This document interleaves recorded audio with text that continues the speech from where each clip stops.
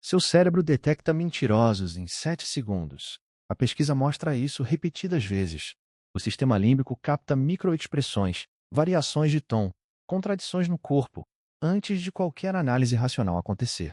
Só que existe um problema. Esse alarme é silencioso. Ele não grita. Ele sussurra na forma de um desconforto vago, uma sensação de que algo não fecha, uma vontade de ignorar e seguir em frente. E é exatamente isso que a maioria das pessoas faz. Ignora. Porque confiar é mais confortável do que desconfiar. Porque questionar alguém que sorri, que elogia, que parece gentil, dá trabalho e gera culpa. Então, o alarme toca e a razão desliga o som.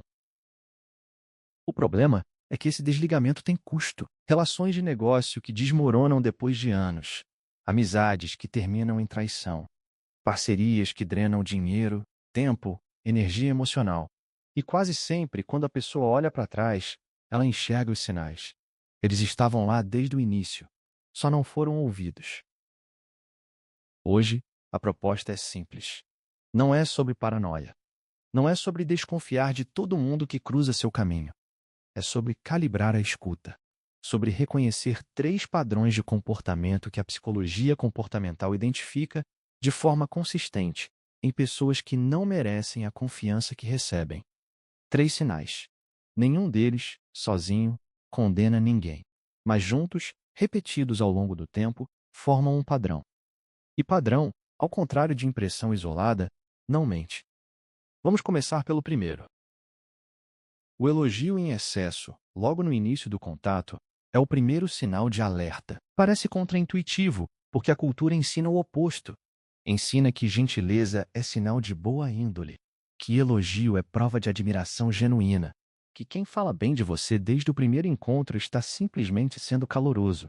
Mas a psicologia da persuasão descreve outro mecanismo por trás disso, chamado de criação de dívida emocional. Funciona assim. O ser humano carrega uma regra social profunda, quase automática, chamada norma da reciprocidade. Quando alguém te dá algo, seu cérebro sente uma obrigação inconsciente de retribuir. Isso vale para presentes, para favores, e vale, com força ainda maior, para elogios. Quando uma pessoa recém-conhecida te elogia de forma intensa e recorrente logo nos primeiros minutos de contato, ela não está necessariamente expressando admiração espontânea. Em muitos casos, está depositando crédito emocional. E crédito, na lógica social, sempre pede retorno. Esse retorno pode vir de várias formas. Pode ser a dificuldade em dizer não para um pedido futuro. Pode ser a tendência a defender essa pessoa diante de críticas de terceiros. Pode ser a disposição de ceder em uma negociação. Porque inconscientemente você sente que já recebeu tanto dela que negar algo pareceria ingratidão. Manipuladores experientes sabem disso, mesmo sem nomear o mecanismo. Eles aprenderam na prática que elogiar cedo e elogiar muito abre portas que a lógica racional manteria fechadas. A diferença entre elogio genuíno e bajulação estratégica não está necessariamente nas palavras. Está no padrão. Elogio genuíno costuma vir depois de conhecimento real. É específico.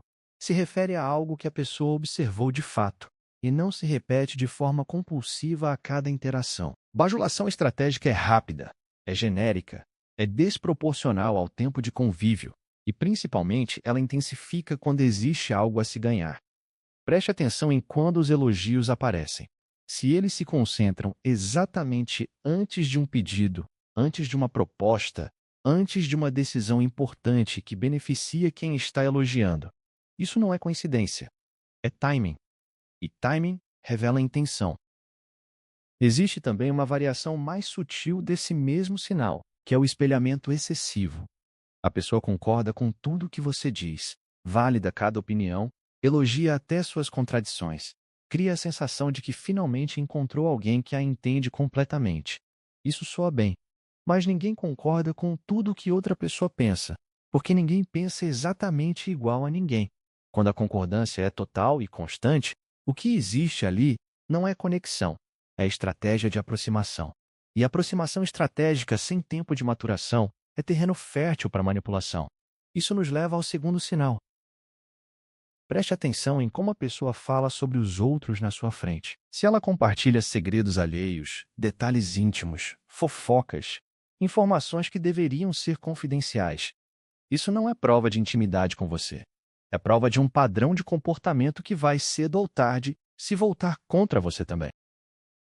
A lógica aqui é direta, quase matemática. Confiança não é um traço fixo de personalidade que a pessoa liga e desliga dependendo de quem está na frente. Confiança é um comportamento. E comportamento tende a se repetir através dos contextos. Quem trai a confiança de uma terceira pessoa, contando o que não deveria contar, já demonstrou na prática que é capaz de fazer isso.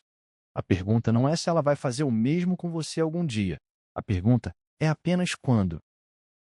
Existe um viés cognitivo que atrapalha a percepção desse sinal, chamado de efeito espectador favorecido. Quando alguém fala mal de terceiros para você, especialmente se fizer isso de forma envolvente, quase cúmplice, o cérebro tende a interpretar aquilo como um sinal de proximidade. Você pensa, ela confia em mim, por isso está me contando isso. Sente-se especial, escolhido, parte de um círculo íntimo.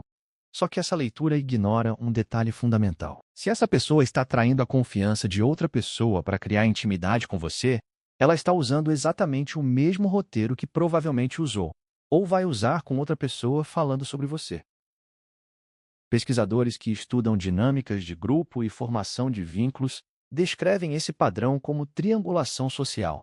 A pessoa cria proximidade artificial usando informação sobre um terceiro ausente, porque a ausência do terceiro impede qualquer contestação. Ele não está ali para se defender, para dar a própria versão, para corrigir distorções. E enquanto isso acontece, o ouvinte recebe uma falsa sensação de exclusividade, sem perceber que está sendo posicionado, silenciosamente, como o próximo assunto de uma conversa futura, em outro triângulo, com outra pessoa no lugar de espectador. Uma forma prática de testar esse sinal é observar a proporção. Toda pessoa, eventualmente, comenta sobre a vida de terceiros. Isso é parte normal da convivência social e não deve ser tratado como crime. O problema não é o comentário ocasional. O problema é a frequência, a intensidade e, principalmente, o nível de detalhe. Quando alguém revela informações que claramente foram compartilhadas em confiança, nomes de quem contou, contextos privados, situações que deveriam permanecer entre duas pessoas, e faz isso de forma recorrente, o padrão está evidente. E se você quiser confirmar essa leitura, existe um teste simples, quase infalível. Pergunte a si mesmo: o que essa pessoa provavelmente fala sobre mim quando eu não estou por perto? Terceiro sinal. Observe se a história muda de acordo com quem está ouvindo. Esse é, entre os três, o mais difícil de perceber, porque exige tempo e comparação entre diferentes momentos e diferentes públicos. Mas é também o mais confiável, porque revela algo estrutural sobre como a mente humana funciona quando está sendo honesta, e como funciona quando está construindo uma versão sob medida da realidade. A memória humana, mesmo saudável, não é um gravador perfeito. Ela reconstrói eventos toda vez que são lembrados. E por isso, pequenas variações são absolutamente normais. Alguém pode contar a mesma história duas vezes e trocar um detalhe secundário, esquecer um nome, inverter a ordem de dois acontecimentos. Isso não é mentira. Isso é cognição humana funcionando normalmente. A memória honesta tem falhas, mas essas falhas são consistentes com o processo natural de esquecimento e reconstrução. Elas não seguem uma lógica de conveniência. A mentira funciona de um jeito completamente diferente. Quando alguém constrói uma versão falsa, ou parcialmente falsa dos fatos, essa versão não é fixa na memória, porque nunca existiu de fato como experiência vivida. Ela é uma construção, e construções são moldáveis. Por isso, quem mente tende, de forma inconsciente na maioria das vezes, a ajustar a narrativa dependendo de quem está ouvindo. Para uma pessoa, ela é a vítima da situação. Para outra, ela mal menciona o episódio. Para uma terceira, os detalhes mudam de forma que sempre a colocam em posição mais favorável, mais competente, mais correta. Pesquisadores que estudam detecção de mentira apontam um detalhe interessante sobre isso. Não é a mudança de detalhes pequenos que denuncia a mentira, porque isso também acontece com memórias verdadeiras. O que denuncia é a direção da mudança. Memória verdadeira erra de forma aleatória. Mentira erra de forma direcionada, sempre favorecendo quem conta a história. Se você comparar duas versões da mesma pessoa sobre o mesmo evento, contadas para públicos diferentes, e perceber que as diferenças sempre a beneficiam, sempre a colocam em posição melhor, mais heróica, mais justificada, isso não é coincidência estatística. É construção deliberada, ainda que nem sempre consciente. Existe uma forma prática de aplicar esse sinal na vida real, sem precisar virar investigador particular da própria rede de convivência. Preste atenção em contradições entre o que a pessoa diz sobre um evento em momentos diferentes, principalmente quando ela não sabe que você tem acesso às duas versões.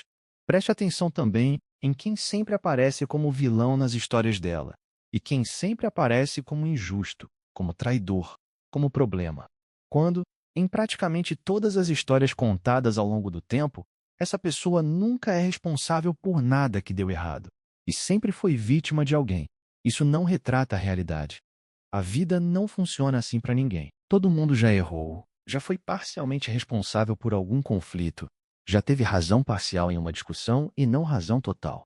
Uma narrativa onde a pessoa nunca erra é, estatisticamente, uma narrativa editada. Agora, é importante voltar a um ponto que já foi dito no início e reforçar, porque esse é o detalhe que separa uma análise séria de um exercício de paranoia. Nenhum desses três sinais, isoladamente, prova que alguém é não confiável. Elogio no início de um relacionamento pode ser só simpatia genuína. Comentar sobre a vida de terceiros pode ser apenas parte de uma conversa cotidiana, sem intenção nenhuma de manipular ninguém.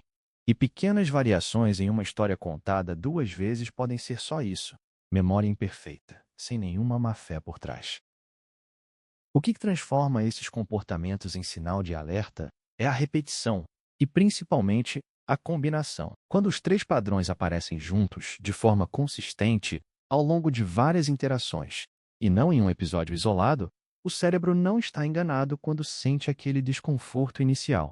Ele está captando corretamente um padrão que a mente racional só reconhece depois, geralmente tarde demais. Esse é o motivo pelo qual vale a pena treinar a escuta, e não só a audição. Ouvir alguém não é apenas processar as palavras que estão sendo ditas. É observar quando os elogios aparecem. É perceber o que a pessoa faz com as confidências de terceiros. É comparar as versões que ela conta para diferentes públicos ao longo do tempo. Esse tipo de atenção não nasce pronta. Ela se desenvolve com prática, com repetição e, principalmente, com a disposição de confiar no desconforto inicial, em vez de silenciá-lo só porque é mais confortável seguir em frente. Vale reforçar um ponto final, importante para não transformar esse conteúdo em desculpa para isolamento ou desconfiança generalizada. O objetivo aqui não é enxergar manipulação em qualquer gesto gentil, nem transformar toda conversa sobre terceiros em traição, nem tratar qualquer lapso de memória como mentira premeditada. Isso seria trocar um problema por outro, trocar ingenuidade por paranoia, e nenhum dos dois protege ninguém de verdade. O que protege é calibragem. É saber diferenciar um gesto isolado de um padrão recorrente. É dar tempo para que o comportamento se revele, em vez de julgar com base em um único encontro. E é, sobretudo, confiar que o cérebro, treinado para captar sinais sociais ao longo de milhões de anos de evolução, geralmente sabe o que está fazendo, muito antes da razão conseguir explicar o porquê. Se você chegou até aqui, provavelmente já revisou mentalmente alguma relação, algum contato, algum nome específico. Isso é normal, e é exatamente o ponto. Esse tipo de reflexão não serve para condenar ninguém de forma precipitada. Serve para observar com mais cuidado, para dar peso ao que antes parecia só um detalhe sem importância, e para confiar um pouco mais no alarme que seu próprio cérebro já dispara há muito tempo, silenciosamente, esperando ser ouvido. Esse é o Sinapse, o canal que traduz comportamento humano